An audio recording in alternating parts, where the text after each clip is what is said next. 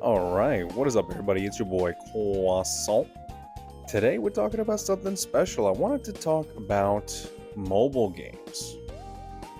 Mobile games and microtransactions, kind of both, but I wanted to start off by talking about Monopoly Go.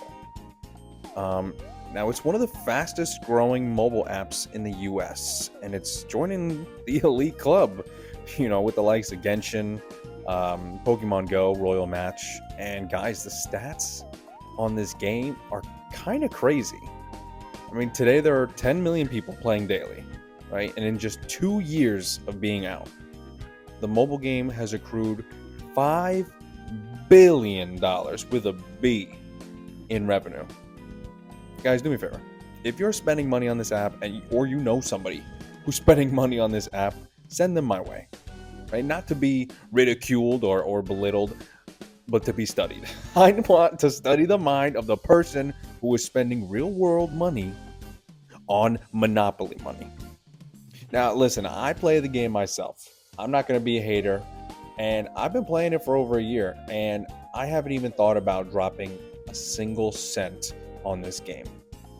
And I just think it's really free to play friendly. And I log in once a day, I roll my dice, I do my dailies, and I log off. And I'm like level 11,000. Right? And they've had some cool collabs with like Star Wars and Marvel. And I play the game with my fiance, so it's cool to share that with like your loved one, right? So I understand that kind of community aspect to it. But I want to talk about the success of this app because it's interesting to me how freaking popular these mobile games are. Now, according to a study at IGN in 2024, 78% of gamers play on mobile, and that's increased from 64% from the previous year.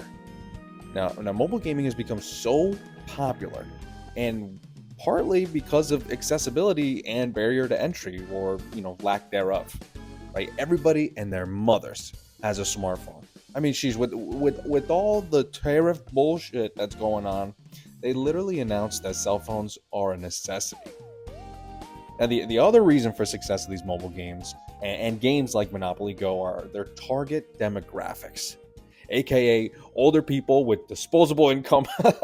They knew all these old heads playing Monopoly growing up would eat this crap up as long as they are able to play it on their phones.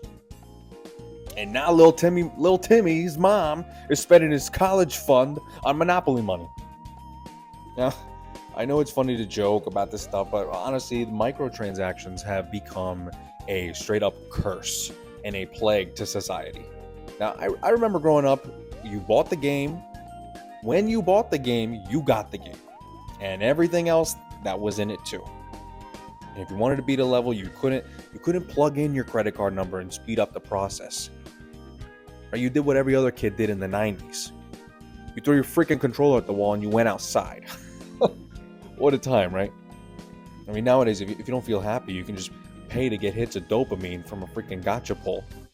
And that's why people build addictions to this stuff, guys. I mean, it's the same thing with gambling. Like, once they made a casino in your hand, it was game over for like 10-15% of the population. Right? Across mobile, PC, consoles, microtransactions bring in freaking billions of dollars. Reportedly, the global online microtransaction market is expected to reach $86.5 billion in 2025. And I feel like a lot of people have this mentality or like this mindset of like, I'm playing a free game, I'm getting enjoyment out of it, so I'll throw these guys $10. And that's why the free-to-play model has been so successful. I mean, look at Fortnite. And I mean, like, Fortnite's a good game. You want to buy a skin? Fine. Marvel Rivals. I play Marvel Rivals. It's a free game. Have I thrown money out for a battle pass? Of course. But I also have almost like 300 hours in that game. So it's become a commonality in the gaming sphere like nowadays now. Where did it all start? I did some research on the first microtransaction in gaming. I always thought it was going to be from a mobile game, right? I thought it was going to be like Angry Birds or something, but it's actually Elder Scrolls Oblivion, 2006. Apparently, the first microtransaction was a cosmetic horse armor that cost $2.50, right? And then in 2009, EA released a new type of microtransaction that a lot of us are familiar with, right, in today's gaming industry.